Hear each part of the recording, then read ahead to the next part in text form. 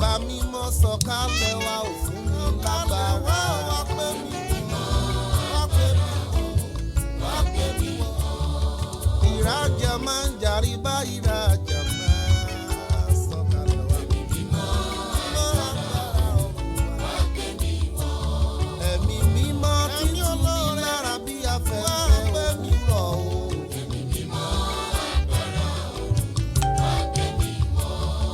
Agbára iná ìgbàanì tó ti sin náà ìṣọ̀lẹ̀ mi mímọ́ wá o.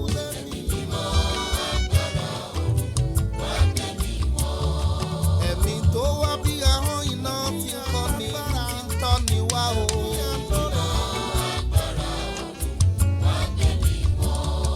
Àlejò olóore mo fi rẹ̀lẹ̀ pé ọwọ́ àwọ̀ sọ́kàn mi o.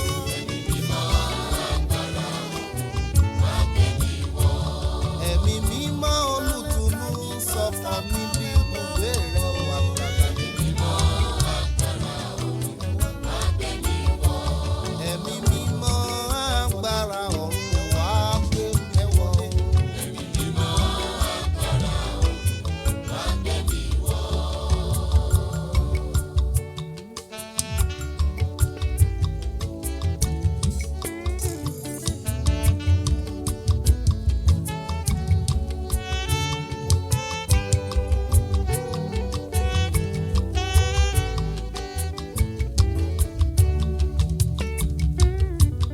Ẹ̀mí ọ̀run wá o. Ẹ̀mí Ọlọ́run sọ̀kalẹ̀ máa bọ̀. Bá wa pé Olúwa. Wá bá wa pé Olúwa. Wá bá wa pé wá pé wá o. Wá dàbíra o. Lónìí Olúwa dé.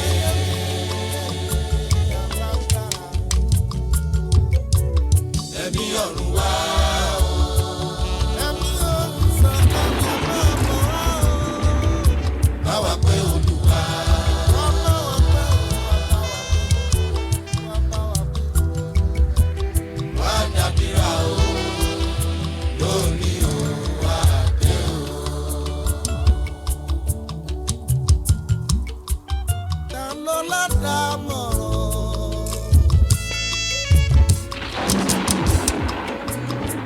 Láì fi tọ́mọ̀ràn ṣe.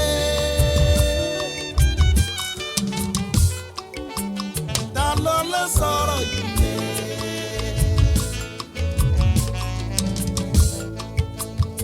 Láì fi tọ̀rọ̀ fúnra rẹ̀ ṣe o. Bí kò bá ṣe pé Olúwa kọ lẹ́nà ẹni tọ́kọ ń ṣe lásán ni o. Ẹ̀mí ọ̀run wá o. Ẹ̀mí ọ̀run sọ̀kalẹ̀ wá o. Bá wa pé Olúwa. Wá bá wa pé o. Wá bá wa pé o. Wá dàbíra o. Lónìí Olúwa dé.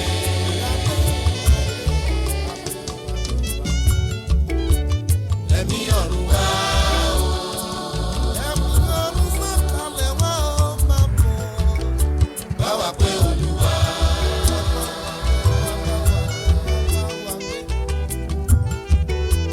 Wá dàbíra o. Lónìí Olúwa dé o.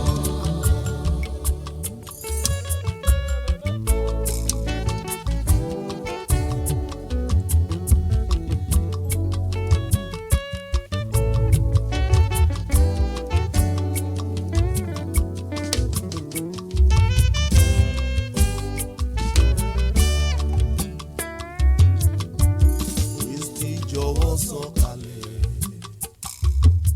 Ẹ tún káàbọ̀ sórí ètò lónìí. Ọjọ́ rẹ̀ mímọ́ yìí àmì ìrètí rẹ̀.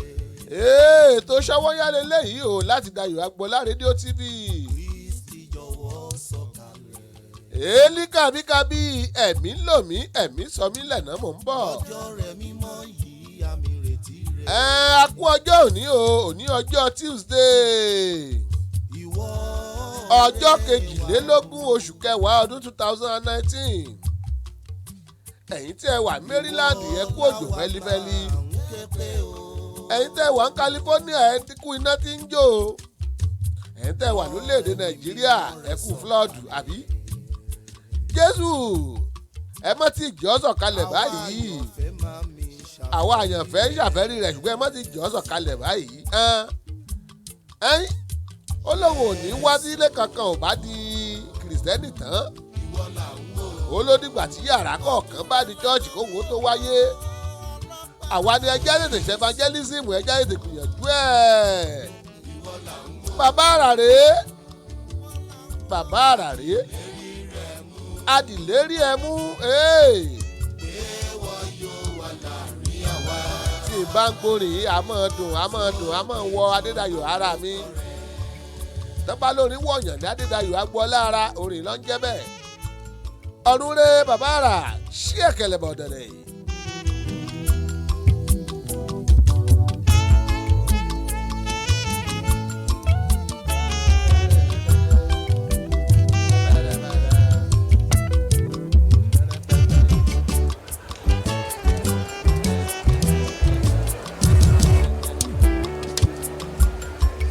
là ń retí ọlọ́run wa.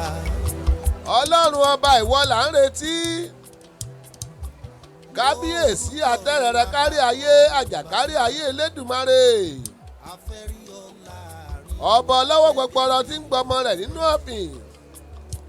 ọba tó bá Dayo Agboola tí mo fi ń mí. ìyìn rẹ bàbá ìyìn rẹ atóbi jù yéésì kèlédè. Jésù. Ìkọlà ń wò àtìlẹ́yìn rẹ̀ mú pé wọ́n yóò wà láàbíyá wa tó péjọ lórúkọ rẹ̀.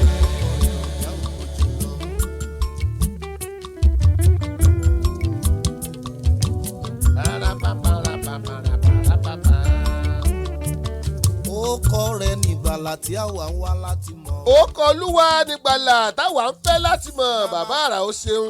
Orúkọ rẹ̀ nígbàlà tí àwa ń wá láti mọ̀. Ẹ̀yin èèyàn tí ẹ wà lórí Sammy Dayo Agboola ẹ má bínú aṣẹ̀gbẹ́yìn wọlé ni. Ẹ̀yin tó yẹ pórí Dayo Agbo rédíò TV náà lẹ́wà. Ẹ má bínú. Ẹ̀yin tó yẹ pé Dayo Agboola rédíò TV lẹ́wà. Ẹ má bínú. Ruth Ọládé Adéjùmọ̀ mo rí yín o ẹ kú àbọ̀ ṣẹ́sìkìlẹ̀yà. Jésù ìwọ là ń wò àtìlẹ́yìn rẹ̀ mú. Àwọn àtìlẹ́yìn rẹ̀ mú. Èèwọ̀ yóò wà láàrin wa tó péjọ lórúkọ rẹ̀.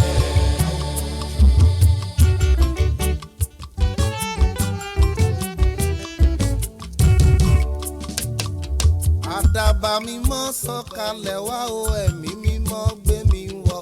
Àdàbà o. Àdàbà o. Àdàbà mímọ́ sọ̀kalẹ̀ wá o ẹ̀mí mímọ́ gbé mi wọ̀. Muideen Àyánkúnlé ẹ kú àbọ̀ sórí ètò. Àdàbà mímọ́ sọ̀kalẹ̀ wá ẹ̀mí mímọ́ gbé mi wọ̀ Eli Kabira Shikayida èdè. Mímọ́ sọ̀kalẹ̀ wá o ẹ̀mí mímọ́ gbé mi wọ̀. Àdàbà o. Àdàbà o. Àdàbà mímọ́ sọ̀kalẹ̀ wá o ẹ̀mí mímọ́ gbé mi wọ̀. Àdàbà mímọ́ sọ̀kalẹ̀ wá o ẹ̀mí mímọ́ gbàkóso ayé. Àdàbà o.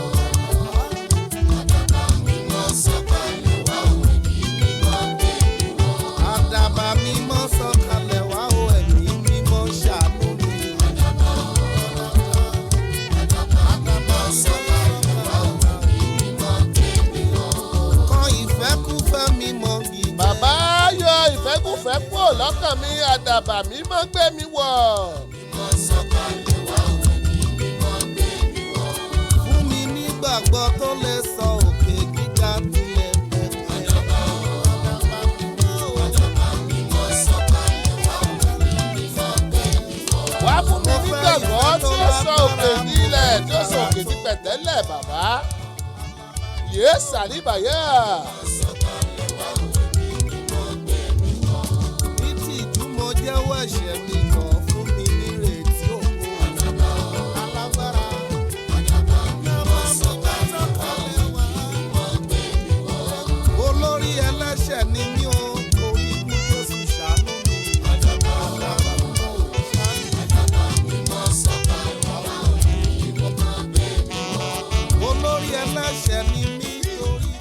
ọ̀pọ̀lọpọ̀ ohun ló máa ṣẹlẹ̀ ní wíkẹ̀ndì eléyìí tá a fẹ́ mú yìí.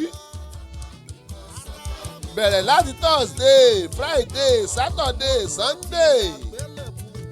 ẹ máa gbọ́ gbogbo ẹ̀ lórí ètò wa yẹ́sìkẹ́.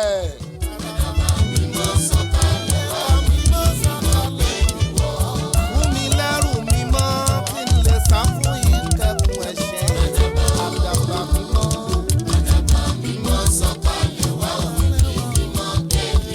oúnjẹ ayé tá a fàánú bùjọ wá bọ́. bàbá àrà lélẹ́yìí ọ̀pọ̀ tí ọ̀bá ti gbọ́ eléyìí ní bàbá àrà Sacramenti yẹ́sìkẹ́. bàbá àrà 40 yéésèlè.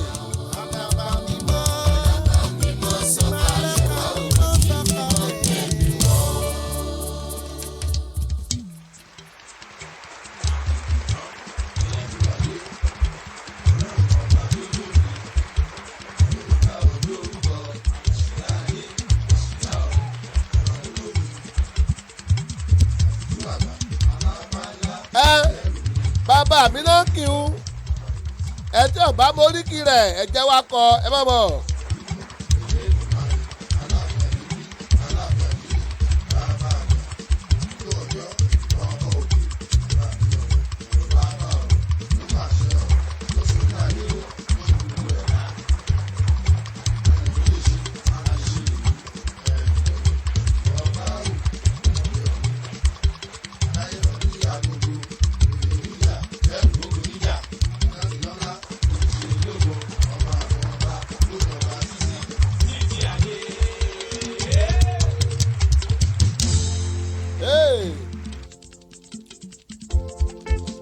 ọ̀làdẹ̀dẹ orí òkè mórí yín o ẹ kú àbọ̀. yẹmí fọláhàn Vincent bó o níṣẹ́ wà. dọ́kàsì adébógun mọ́mì tí a láti New York ẹ kú àbọ̀. sọmídà ìró òyìnbó olórin bó o ní. àwọn ti wá ní New York nù. sọmídà ìró akílẹ̀ ó kilẹ̀ gbọ̀ngbọ̀ngbọ̀ngbọ̀ngbọ̀ngbọ̀ngbọ̀n ẹ kú àbọ̀ sórí ètò. ṣọwọ́ yára lẹ́yìn o láti Dayo Agboola rédíò TV. mọ̀nàmọ́ná dúpẹ́ kúrúkúrú yíyá omi dídì àti ìjì orí bàbá àrà náà láṣì wá o.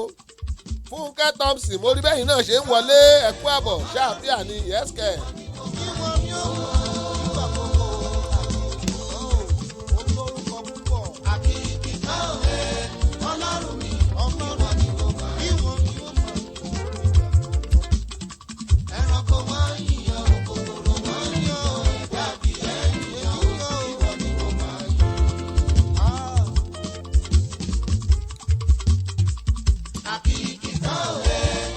láì jìnnà a wọ yàrá ìkéde wa ká lè mú àwọn ìkéde tá a níwá.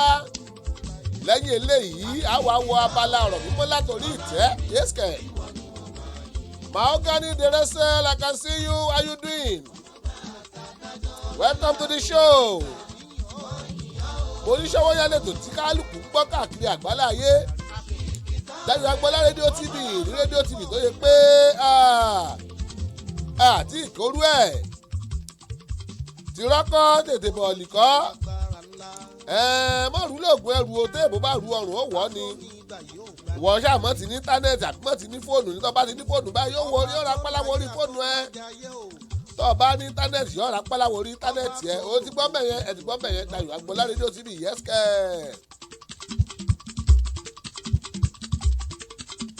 má jẹ́ kó yà ọ́ lẹ́nu o.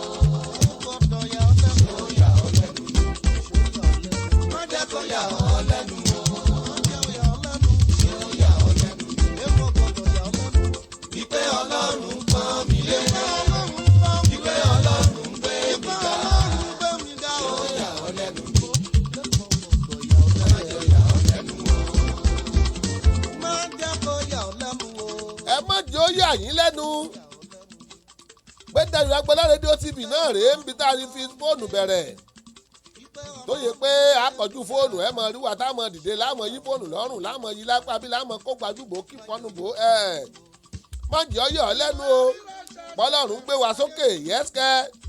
agbára ọlọ́run náà ni kí la lè dá ṣe kí là wá wúhàwí ta là wá ọlọ́run ọba náà ni yẹ́sìkẹ́. sọmọ ọba tí mo fẹ̀yìn tì sọmọ ọba kábí káólà ọ̀pá bí dasọ bí dire sọmọ ọlọ́run ayọ̀ mi ò àtọ́farati má jẹ́ kó yà ọ́ lẹ́nu o ṣó yà ọ́ lẹ́nu o má jẹ́ kó yà ọ́ lẹ́nu o ẹ má mọ̀nà yà ọ́ lẹ́nu ṣó yà ọ́ lẹ́nu o wípé ọlọ́run pọ́n mi lé wípé ọlọ́run gbé mi ga. Baba Ibo Augustine Okafo, I can see you o Baba Ibo, how una dey? Baba Ibo, how una dey? I can see you Augustine Okafo. Fúnkẹ́ Thompson wọ́n ní ẹkú ètò ṣọwọ́ ń yá o ẹkú ọ̀rìnrìn yìí ẹ̀wọ́ kọjá bìkẹ́fù ìta tutù látàárọ̀ ni ó tutù ó kọjá bẹ́ẹ̀. lórí òkun mo wá kí tí mo mọ̀ ọ̀rìnrìn kọjá bìkẹ́fù. ọ̀nà tọ́lọ́run gbà á ṣiṣẹ́ rẹ̀. Rolly Abadatin, I can see you. Welcome to the show. This is Ṣọwọ́ ń yá ara from Dayo Agboola Radio TV. Wò ó ṣeré bàyá ẹ̀mí kan mílẹ̀ mú bọ̀.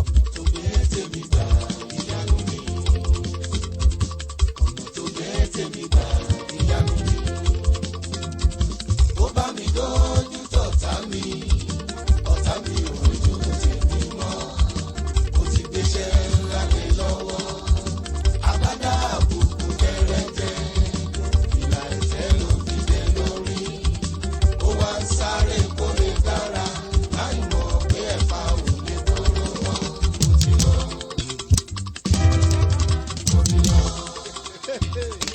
ó bá wá jẹ́ bẹ́ẹ̀ bàbá mi máa gbọ́ aráyé máa fọwọ́ pa ìgbà mi ò bàbá mi máa gbọ́. Ruth Ọládé Adéjùmọ̀ mo lẹ́yìn náà o ẹ kú àbọ̀ sórí ètò. Ṣọwọ́ ń yá lélẹ́yìí láti Dayo Agboola Radio TV. Bẹ́ẹ̀ bá ṣe ń wọlé ẹ mọ́ bá wa share rẹ̀. Ẹ máa yín lè kán náà ẹ máa start watch party. Ẹ máa invite àwọn èèyàn ẹ máa share rẹ̀ bóò ni. Ọmọ wòlíì ẹ kú àbọ̀ o ọmọ ìyá àdúrà wòlíì Ayọ̀bámi Òkèdókun. Bóò níṣẹ́ wà ẹ mọ̀ kú àbọ̀. Yéé.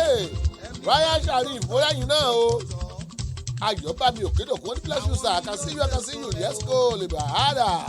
ní kùtùkùtù mọ fúrúgbìn mi àti ilé àṣálẹ́ ń ò dáwọ́ dúró ìwọ ọlọ́run lọ́lẹ̀ fèrè síṣẹ́ mi Wóò bàbá ò máa pa máa gbọ́ Jésù náà bá mi máa gbọ́ mi o. aráyé máa fọwọ́ pa mi lápò Bàbá mi máa gbọ́ o. aráyé máa fọwọ́ pa mi lápò òkú ẹ̀ṣinṣin a máa mú òróró ìkunra bàjẹ́ ọlọ́run okùn fàdákà mi ò gbọ́dọ̀ tú o. Okùn pàdẹ́tà mi ò gbúdọ̀ tú. ọlọ́run mi ò gbọ́dọ̀ fọ́ o. Ijó yìí pọ̀ Ruth Ọládé Adéjùmọ̀ ọkọjá bẹ́ẹ̀. ọmọ mi máa yàn fún Èdùmàrè kí máa fọwọ́ mi gbọ́mọ̀ sí àmì àṣẹ o. Bàbá mi máa gbọ́ o. aráyé máa fọwọ́ pa aráyé máa ìtàn náà lílì mi láàrin ẹ̀gún igi eléso láàrin igi gbígbẹ. mo fa ọjọ́ kò lábẹ́ òjijì rẹ o. Whoa. èso rẹ̀ sì dùn mọ́ mi lẹ́nu. Yeah. ayọ̀ mi máa yàn fún Antonia Felix, I can see you. Welcome to the show.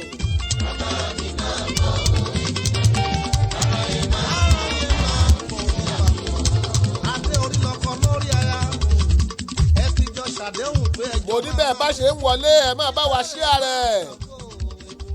Bẹ́ẹ̀ bá ṣe ń wọlé ẹ máa yín lè kán náà ẹ máa like ẹ máa dance ẹ. Bẹ́ẹ̀ bá ṣe ń wọlé ẹ máa bá wa ṣàṣì watch party. Wéèlè sèríà. àjẹwò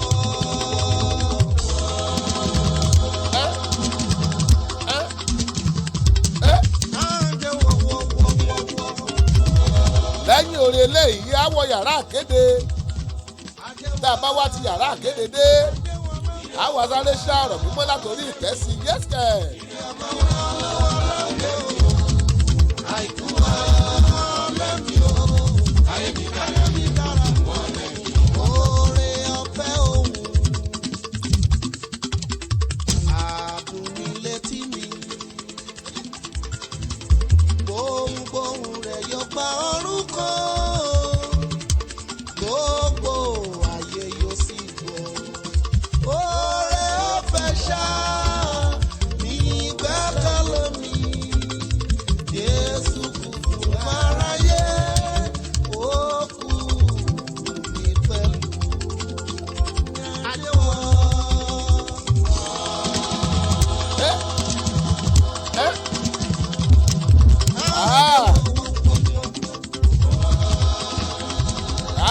lọ́wọ́ Adéwọlé mi náà. Adéwọlé mi o, ilé owó wọlé mi o. Elizabeth Johnson mo rí yín o ẹ kú àbọ̀ yẹ́sìkẹ́. Dálà àbí àlẹ́ wa can see you God bless you.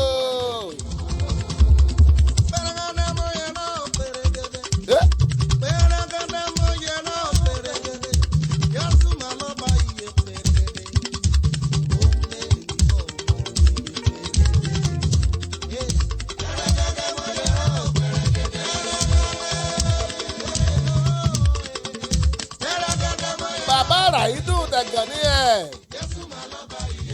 An ego is a Dẹ̀gàn ló jẹ́ pé ó dùn mọ̀ràn ìmọ̀ràn yín.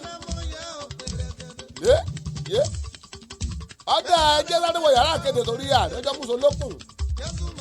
Lásìkò tó pọ̀ ẹjẹ́ wọ yàrá àkéde lọ. ń bọ̀ ọmọdékùnrin gbóhùn sókè wọ́dà.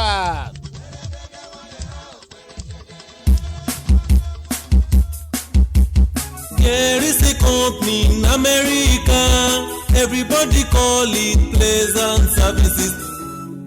You better call them for your event planning. The Pleasant Services, they will plan your event more than your expectation. Decorating services, they are wonderful. Ká má tiẹ̀ wá sọ tadarí ètò, alága ìdúró tàbí alága ìjókòó. Ẹ ti lọ wá pàjù. Pabambari ibẹ̀ tún wá ní wípé kò sóúnjẹ adúláwọ̀ tẹ́ fẹ́ tẹ́ ò ní rí ní The Pleasant Services. Wọ́n ṣáà ti pè sórí nọ́mbà wọ̀nyí +14436534434 tàbí +14437608578. The Pleasant Services. Oh my God, orí ẹ wà níbẹ̀. Call them for your event planning. Ẹ̀bùn mi máa lànà fún mi, ẹ̀bùn mi máa lànà fún mi. My gift will pay for me. Ẹ̀bùn mi máa lànà fún mi, ẹ̀bùn mi máa lànà fún mi. Orin lẹ̀bùn mi, eléré ni mí. Adẹ́rìn pòṣónú mo jẹ́, mo lè fi dùrù dára torí ẹ̀bùn mi ni. Ẹ̀bùn mi máa lànà fún mi.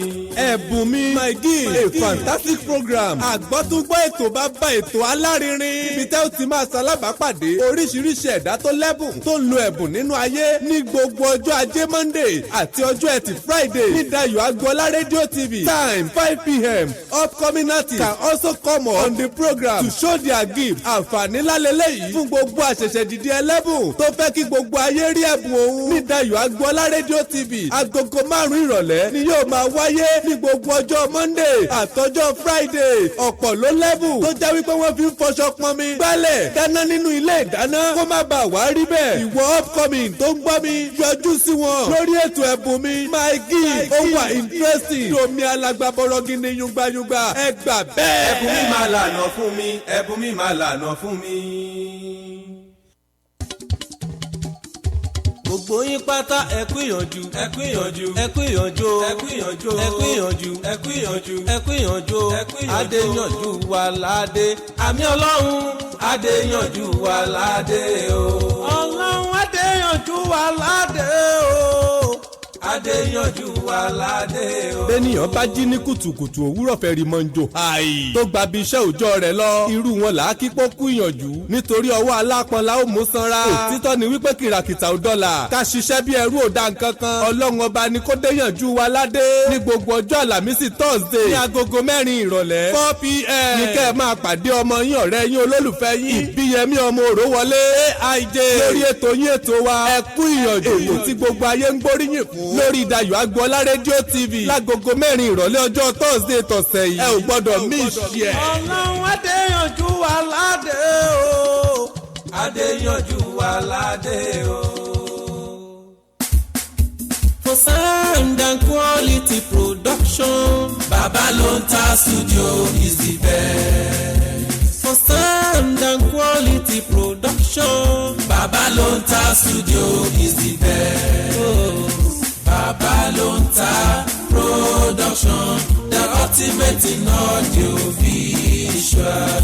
Babalonta Production, the ultimate in audio visual. Yes, so you can't argue with the proof. Studios are many, but the best one is few. Babalonta Digital Studio for your recording, demo CD, mastering, marketing and promotion, and also live band performance, seasoned DJ, videographer, photographer, master of ceremony, music consultant. Reach Samis Dayo Agboola on agboola@dayo68@gmail.com or visit our website www.dayoagboola.com. Telephone +1443 760 8578. Babalonta Production, the ultimate in audio visual.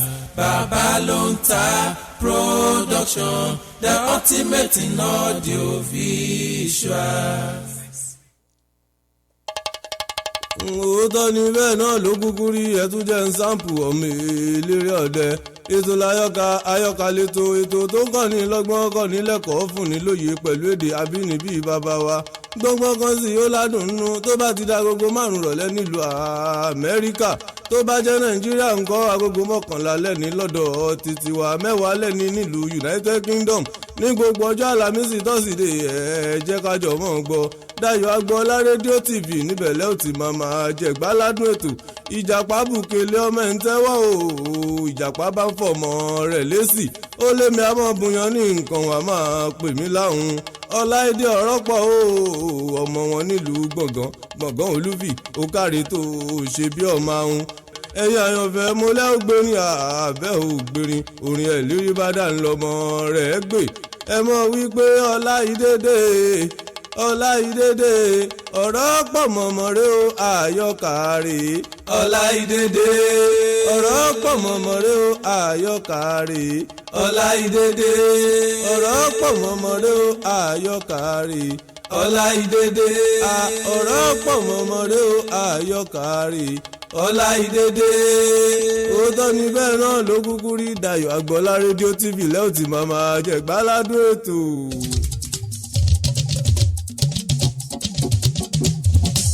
Sọ́yà lẹ́tọ̀ ètò tá a fẹ́ gbọ́ Dayo Agboola rédíò TV.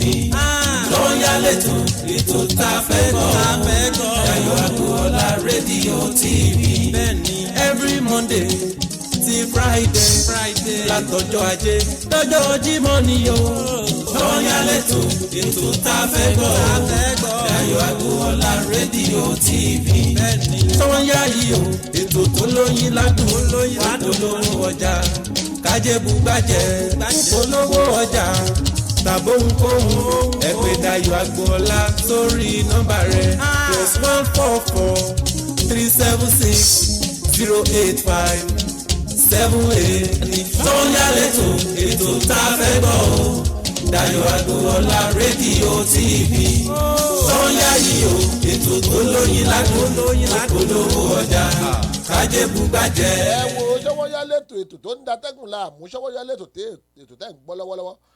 Dayo Agboola rédíò TV ni o. Mo ní Baltimore là á fi kalẹ̀ sí nípínlẹ̀ tó ń pè ní Maryland lórílẹ̀‐èdè Amẹ́ríkà. Wo èbó ló ṣe gbórin yẹn tá à ń lò wà láìtàláì. Ká ní ọwọ́ àwọn tilẹ̀ wá wà bẹ́ẹ̀ ni yóò mọ iye báyìí. Ẹ̀rí pé ó clear àbí ojú ọmọdé gbogbo tí mo sọ lẹ̀ ń gbọ́ gbogbo ẹ̀ náà lẹ̀ ń rí. Mo lẹ́yìn náà o bẹ́ẹ̀ ṣe wọlé náà mo rí yẹn wo àwọn èèyàn kan wọlé ńgbà mo wà lórí ìkéde lẹ́ẹ̀kan. Elizabeth Johnson mo kí yín lẹ́ẹ̀kan sí ẹ káàbọ̀. Elizabeth Adépẹ́jú Adéàga mo rí yín ẹ kú àbọ̀. Peter Ajayi mo rí ẹ̀yin náà ṣẹ́ wà. Bàbá wa Samuel Alẹ́ ẹ kú àbọ̀ sórí ètò.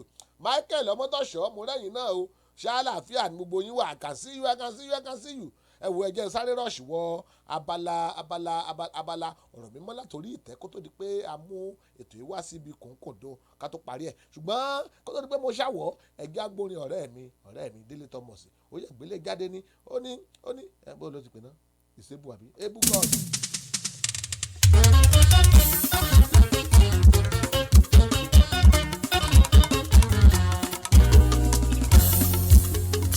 Bóyá ká tún un gbá ó tún ti yá ká mú jọjọ kí a mọ sá wérewére. Délé Thomas ti dé orin tó ta ẹnu mọ́lẹ̀ orin táwọn bọ́bọ́ bèbí ń jọ. orin tó ta lẹ́nu, orin táwọn bọ̀bọ̀ ń jó, orin táwọn ìyá ń jó, orin gbé bọ́dì ẹ̀ kárí ọ̀ bọ́dì. Délé Thomas ó ti dé ṣàkáyà. ó tún ti yá kámújójó kí a mọ̀ sá wérewére. Délé Thomas ti dé orin tó ta lẹ́nu mare, orin táwọn bọ̀bọ̀ bèbí ń jó. Orin everybody ń dansi alọ́wọ́lọ́wọ́ ọ̀rọ̀ tó ń lọ lọ́wọ́ nísìnyí yẹn. Ọlọ́run ló fi fún mi. Délé Thomas alóyin lóhùn gbójìgìjìgì master. kò má sẹ́ni tó mọ bómi ṣe wọnú àgbọn. Ọ̀rẹ́ mi tún dún bíi ó dún bíi bóyá ló ti dùn ná. Ìdùmarè ló fọ̀ kí ṣo lórí Ó dáa fún bí ọ̀bẹ. ìṣẹ́jú márùn-ún ẹjẹ́ sáré wọ yàrá àkéde. Yàrá àkéde kan ó ti á jẹ́. Mo ti láti ẹ mọ̀ pé mi gan láti owó lálẹ́ náà fún òjòwò kókó ni. Ẹ jẹ́ wọ abala ọ̀rọ̀ pípẹ́ látòrí ìtẹ́. Wọ́n ní beauty is not a guarantee to marriage. Pé bóyá o fáyìn lójú rẹ̀ gúnrégé lóye kíní kan kò guarantee pọ̀rọ̀ kan fẹ́ òde ní. Falling sick does not mean you are about to die. Kó o ṣàìsàn ní omi ìpò ṣe tá àdínkù ọ̀pọ̀lọpọ̀ èèyàn ní ọtí ẹ̀ ṣàìsàn lórí pé ó gbàbẹ̀ lọ́rùn. Getting rich is not the definition of prosperity. Pé olówó òyìn kọ́ ló sọ ọ́ di ọlọ́rọ̀ tí àwọn bá fẹ́ mú mi tútù kọ́ọ̀pù kan tó rí mu nǹkan ló ń jẹ́ lọ́rọ̀ nù. Wọ́n ní building a nice house is not enjoying luxury. Òkọ́lé tó bójú wò tó fàìn gan kò mí ìgbóhùnjẹ gbádùn ayé o. Sleeping on an expensive bed does not bring you sound sleep. Bẹ́ẹ̀ ni ó sùn sórí bẹ́ẹ̀dì tó yẹ pé kódà water bed gan ni kò mí ìkó máa rọrùn sùn wàláì. Ẹlòmíín sùn sí orí ọsàn lásán wọn kọsàn lẹ ó dẹ̀ sùn ní lórí ó sì gbádùn oorun ẹ̀ bóyá rí nù. Driving a new car is not a guarantee that you gonna reach where you are going. Yóò tún le. Wọ́n ní pò ń wa mọ́tò tuntun kò mí pé o máa débi tó ń lọ o. Ẹ wò ó Délé Thomas náà ló wọlé lórí ètò yìí alóyin lóhùn gbó jìgìjìgì orí ẹ̀rẹ́ ó gbọ́. Bó ṣe ń mojó sórí délé mare ló fi fẹ́mi sáyà yìí. Àwa la nílò àwa la lórí iṣẹ́ orí fi ràn mí ní ènìyàn kan o. Wearing expensive clothes does not guarantee smartness.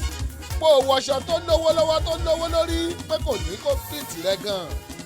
Oyin a family doctor does not guarantee permanent health. Wọ́n ní pò ní family doctor tó ń yẹ̀ yín wò lójoojúmọ́ kò ní kára rẹ̀ ó yẹ o. Being highly educated is not a sign of wisdom. Ní ojú wọn. Wọ́n ní ẹlòmíín kàwé ní kọ̀ọ̀kan pé orí pé o kàwé kò ní kó o tún lọ́pọlọ yẹ́sìkẹ̀. Ọlọ́mọ bá ní. Àwa la nílò àwa la lórí. Ẹni pé mọ̀ ń ránṣẹ́ ẹ̀ nítorí pé ọjọ́ ti lọ.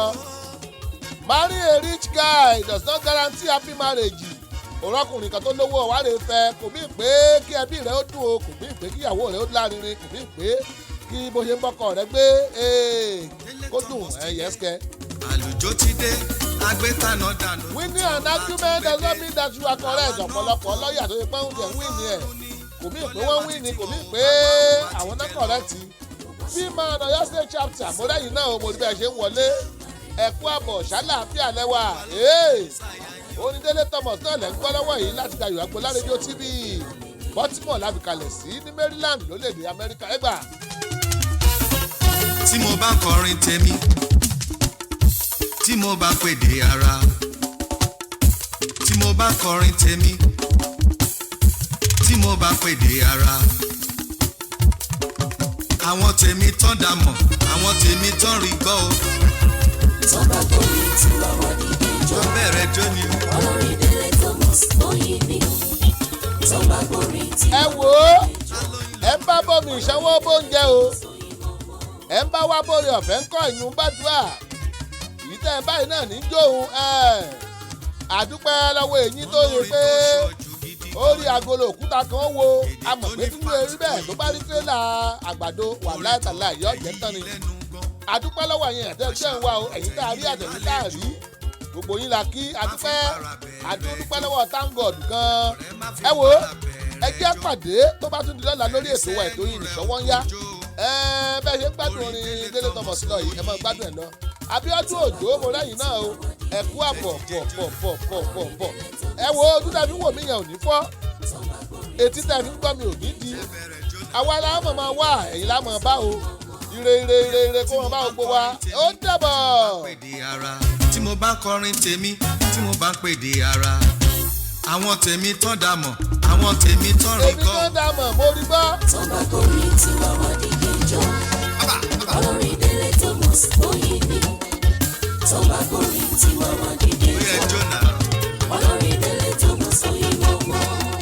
Bímọ Ọ̀yọ́ state chapter wọ́n ní Bímọ Ọ̀yọ́ state chapter forward we move good job ẹ ṣe iwájú láàmú lọ ànírẹ̀yìn wà láìtàláì. olúwa ló fi fún mi ènìyàn kọ́ bàbá lókè ló fi fún mi ènìyàn kọ́ mo dúpẹ́ lọ́wọ́ orí mi ìṣẹ̀dá. o lè fónídè mí mọ́lẹ̀ Délé Thomas èmi ti kúrò lórí ètò o lè fónídè mí mọ́lẹ̀ orin ẹgbẹ́ pé mọ́kù òǹbẹ̀ ní irọ́ ó dàbọ̀jà e. Ìgbò gbórin mi wọ́n dìde jó Haúsá gbórin wọ́n ṣe rákà dédé. tọ́ba kórè tí wàá wá dìde jọ olórin délé tó mọ̀ sí bóyá ni oyin mọ́mọ́ ní. tọ́ba kórè tí wàá wá dìde jọ olórin délé tó mọ̀ sí ìwọ̀wọ̀. ó yá ebu God. Shower your blessing, we want this money, kia kia. ebu God. Shower your blessing, we want this money, kia kia. ebu God. Shower your blessing, we want this money, kia kia. ebu God. Shower your blessing, we want this money, kia kia. Abba.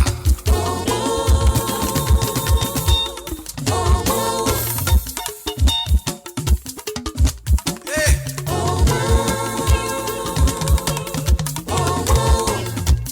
owó ló ń jẹ́ mo bá ọ tán olóṣì ló ń jẹ́ ta ní mọ̀ ọ́ rí owó ló ń jẹ́ mo bá ọ tán olóṣì ló ń jẹ́ ta ní mọ̀ ọ́ rí má gbàgbé mi bàbá ò ṣe mí lólówó because Throw love you do something.